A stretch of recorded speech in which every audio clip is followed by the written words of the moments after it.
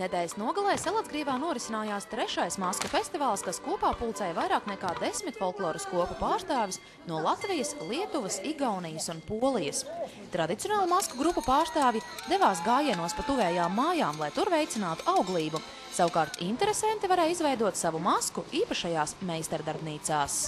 Latvijā ir gandrīz 80 dažādas masku grupas. Nelielu daļu no tām varēja redzēt Salacgrīvā. Masku raksturojošās pazīmes ir īpaši izskats, dziesmas, uzvedība, runas, kustības, rituālās darbības, jautrība un smiekli. Taču pirmais, ko paman apkārtējie, ir troksnis.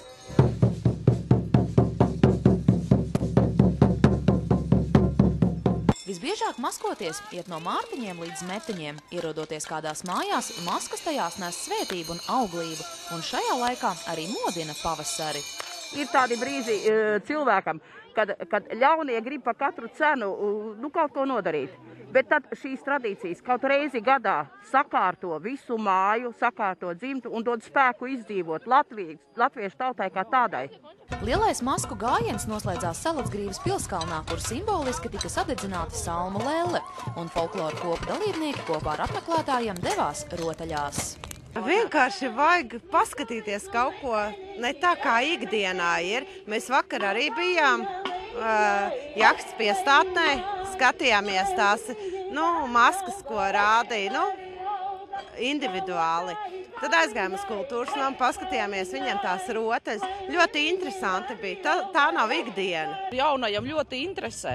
Viņiem patīk, bet viņi varbūt nedaudz kaunās. Bet viņiem vajag palīdzēt pārvarēt to tā kā mazo šķērslīt. Un viņi ir gatavi gan dančus lekt, gan maskoties, gan piedalīties visā tajā, jo tas jau viss ir interesanti un atraktīvi un jautri, un jūs jau redzat, kas te notiek. Kultūra ir kā valoda, kuru saprot dažādas tautas, tāpēc pat valodu barjera netraucēja lieliem un maziem masku tradīciju mīļiem 2 dienu garumā kopīgi gatavot maskas, izrādīties masku sajietā un lustēties danču vakarā.